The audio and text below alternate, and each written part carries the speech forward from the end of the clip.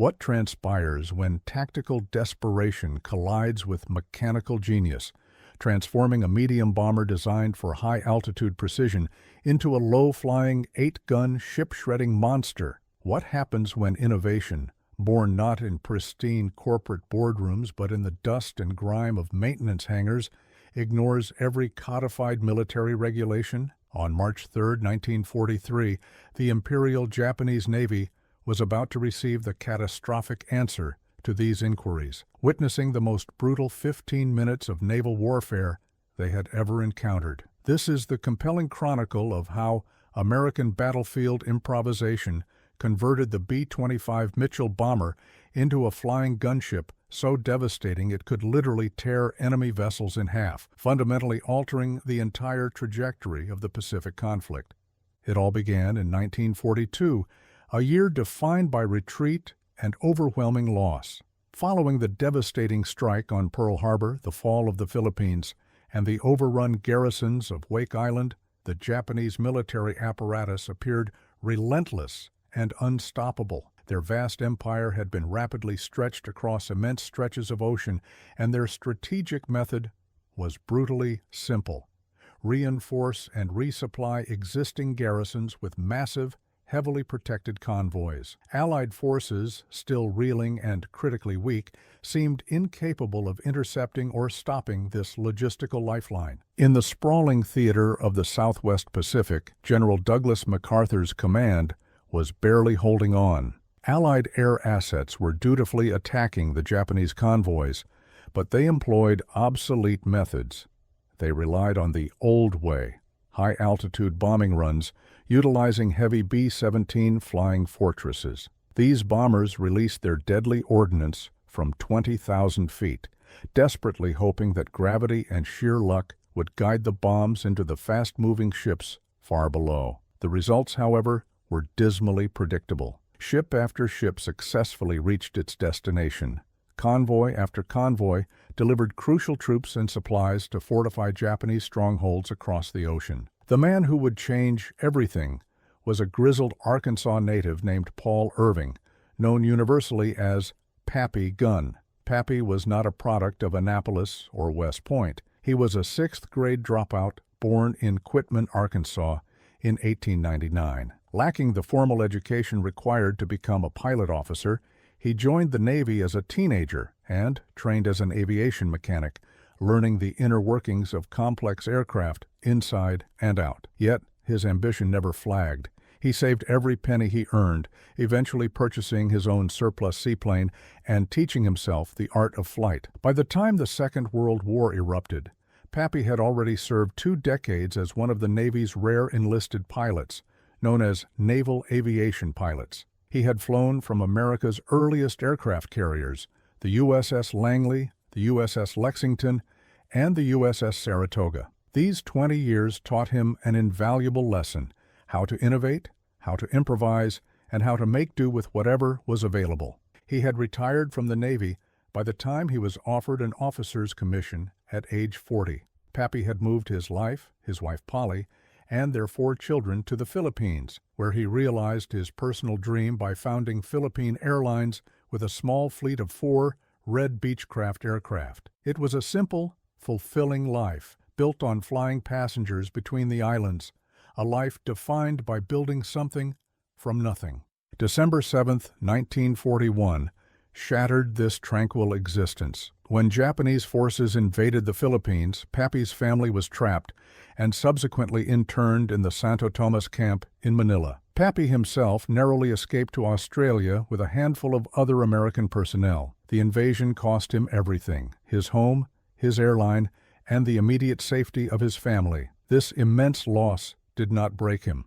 Rather, it awakened something profoundly dangerous. A man with 20 years of aviation expertise, nothing left to lose, and an all-consuming need for revenge. Recommissioned as a captain in the Army Air Corps, Papy was put to work. What the Army received was a man utterly obsessed with finding more effective, more lethal methods to kill Japanese ships. Papy Gun grasped a crucial truth that evaded the high-ranking strategists. Sinking ships cannot be achieved successfully from 20,000 feet. The job demanded being down in the weeds, down where the enemy could see the whites of their attackers' eyes, down where every single bullet mattered. The central military problem remained stubbornly simple, yet seemingly insurmountable. High-altitude bombing was proving spectacularly ineffective against moving targets. B-17 crews dropped their bombs from 4 miles high, watching in frustration as Japanese captains easily turned the wheel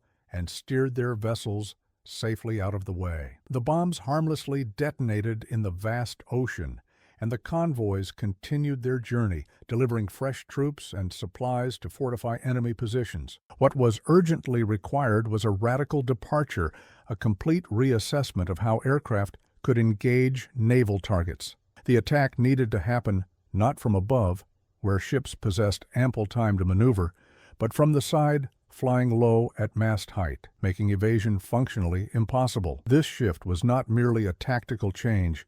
It represented a fundamental philosophical revolution that challenged all prevailing assumptions regarding air and sea warfare. Papy Gun, viewing the problem through the pragmatic, experienced eyes of a mechanic, saw the practical solution.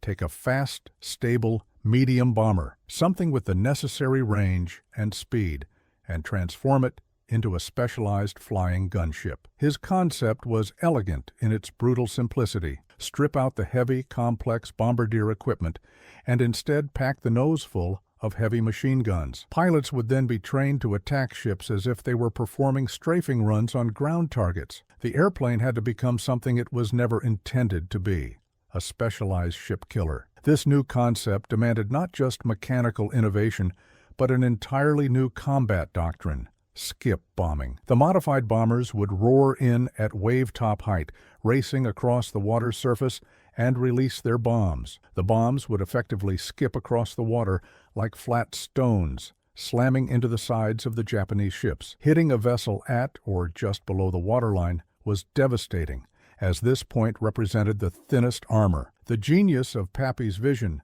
was its overwhelming, layered attack. While the skip bombs targeted the vulnerable hull, the concentrated firepower from the nose guns would simultaneously sweep the decks. This intense, accurate strafing would neutralize the enemy's anti-aircraft crews, making it impossible for the Japanese to defend themselves effectively. In the summer of 1942, Papy Gun began the transformation of American air power, working closely with Jack Fox, a representative from North American aviation. They initially experimented with the Douglas A-20 Havoc light bomber, but it was the B-25 Mitchell medium bomber that truly became their masterpiece. The modification process was a gritty fusion of engineering ingenuity and necessity-driven scavenging, what Papy's crew affectionately called organized theft. They would retrieve heavy .50 caliber machine guns from crashed fighters that were beyond repair. The crews would then surgically remove the bombardier compartments from the B-25's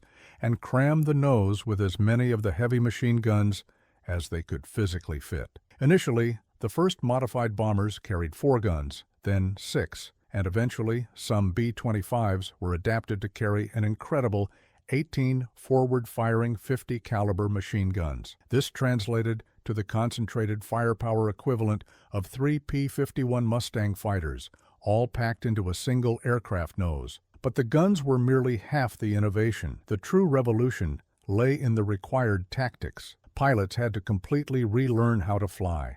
They had to master flying at wave-top height, threading their path between enemy ships while under continuous, intense anti-aircraft fire. They had to cultivate nerves of steel and absolute confidence in their aircraft to master the art of skip bombing, which demanded perfect timing. Pilots would release the 500-pound bombs while flying at a terrifying 50 feet above the water. The resulting bounce across the surface would ensure the bombs struck the ships exactly at their most vulnerable point, the waterline. General George Kenney, the commander of the 5th Air Force, instantly grasped the game-changing potential of Papy's innovations. He swiftly appointed Gun to his personal staff, granting him carte blanche to modify and weaponize as many bombers as the crews could manage. By the opening months of 1943, entire squadrons of these newly configured flying gunships were primed and ready for deployment. The Japanese had no possible way of anticipating the terror that was about to be unleashed. Their intelligence services possessed no concept that the American medium bomber could be repurposed into such a lethally effective anti-ship weapon. They continued to plan their massive convoy operations based on the ingrained assumption that they would face the traditional, ineffective, high-altitude bombing attacks that they had successfully counteracted throughout the previous year. They were about to be catastrophically mistaken. The transformation of the B-25 embodied a fundamentally American approach to warfare, one that prioritized improvisation and immediate field modification. This approach stood in stark contrast to the Japanese military philosophy, which placed near-sacred reliance on rigid doctrine and inflexible, prescribed tactics. This cultural disparity would ultimately prove decisive in the Pacific theater. Japanese commanders had invested decades in perfecting elaborate convoy escort procedures designed specifically to counter established naval and traditional aerial threats. Their destroyer escorts knew precisely where to position themselves to minimize damage from expected high-altitude attacks. Their anti-aircraft crews were meticulously trained to engage bombers approaching from predictable, high-angle attack vectors. But Papy Gun's modifications created an entirely new, unclassified threat. These aircraft were not traditional bombers following predictable attack patterns. They were hybrid weapons, combining the most lethal features of fighters, bombers, and attack aircraft into a single, unprecedented entity. Because no one had ever conceived of such weapons before, the Japanese possessed absolutely no established doctrine for countering them. The immediate, visceral nature of the new tactics carried profound psychological weight. Skip bombing and low-level strafing made air attacks on ships far more personal and horrifyingly immediate than the sanitized, distant warfare of strategic bombing. Pilots could clearly observe individual sailors on the enemy decks. They could witness the instant, brutal effects of their intense gunfire. The Japanese were winning because they embraced casualties in pursuit of strategic goals. American forces had to be equally innovative, equally ruthless, and equally willing to risk everything to achieve definitive victory. The 8-gun nose was far more than a weapon modification. It was a powerful declaration that America would fight the war with every available tool, every radical innovation, and every desperate, necessary measure at its disposal. The moment of reckoning arrived on March 3, 1943, in the Battle of the Bismarck Sea. The target, 8 Japanese transport ships, heavily escorted by 8 destroyers, carrying nearly 7,000 desperately needed troops intended to reinforce Japanese positions in New Guinea. For the Imperial Japanese Navy, this was considered a routine operation, just another convoy making the vital, established run from Rabaul to Leh, one of dozens that had proceeded successfully before it. This time, however, they faced a nightmare that existed outside their strategic planning. At 10:15 a.m., 13 modified B-25 Mitchell bombers materialized on the horizon, flying in flawless formation just 50 feet above the Pacific swells. To the Japanese lookouts, they may initially have appeared to be standard American medium bombers, preparing for another predictable, ineffective, high-altitude attack. The Japanese could not have been more completely wrong. As the B-25 screamed toward attack range, their noses instantly erupted in a blinding sheet of flame. With 850 caliber machine guns per aircraft, over 100 heavy machine guns in total began pouring continuous rounds into the Japanese ships at an estimated rate of 8,000 bullets every minute. The sheer, overwhelming concentration of sustained firepower was unlike anything the Imperial Navy had ever been forced to endure. Ship crews were violently swept from their deck stations.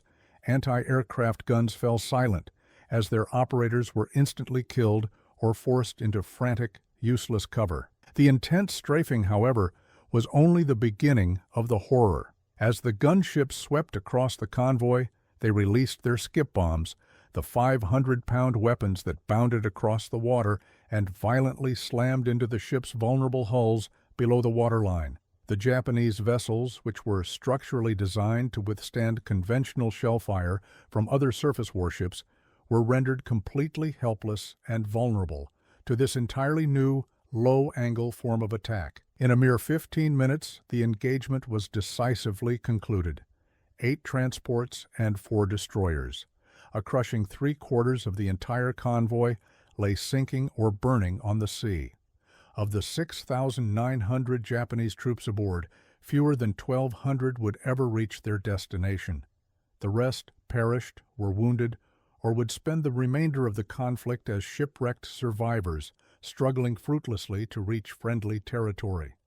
The Emperor's ships could no longer navigate freely across the vast Pacific. America had found its decisive ship killer, and it was a weapon the enemy had never conceived was possible. The Japanese Navy would never again attempt to dispatch large organized convoys across the Bismarck Sea. The era of relentless Japanese expansion in the Pacific was abruptly, violently halted, ended not by massive, intricate fleet actions or protracted strategic bombing campaigns, but by the devastating 8-gun nose of a medium bomber, the concept of which was conceived entirely in the pragmatic, vengeful mind of a 6th-grade dropout from Arkansas. And at the center of that total victory lay a simple, enduring truth. Sometimes the most devastatingly effective weapons are derived not from an endless pursuit of engineering perfection, but from the desperate, necessary creativity of those few individuals who utterly refuse to accept the inevitability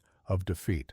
The 8-gun nose accomplished far more than the simple act of sinking ships. It ripped gaping holes in the confidence of the Japanese High Command, tore apart their strategic planning assumptions, and established, beyond any doubt, that in the unforgiving realm of warfare, innovation and adaptation will always triumph over rigid tradition. Paul Papy Gun, the mechanic who lacked the education for an officer's commission, changed the very course of history with nothing more complex than salvaged machine guns and the profound courage required to ignore every rule in the book. When those 8 guns in the B-25’s nose opened fire on March 3, 1943, they were announcing not merely the arrival of a fearsome new weapon, but a solemn declaration that America would never cease innovating, never stop adapting, and never stop finding inventive new methods to defend the concept of freedom. The Japanese had taught America a hard lesson at Pearl Harbor. That surprise, when executed perfectly,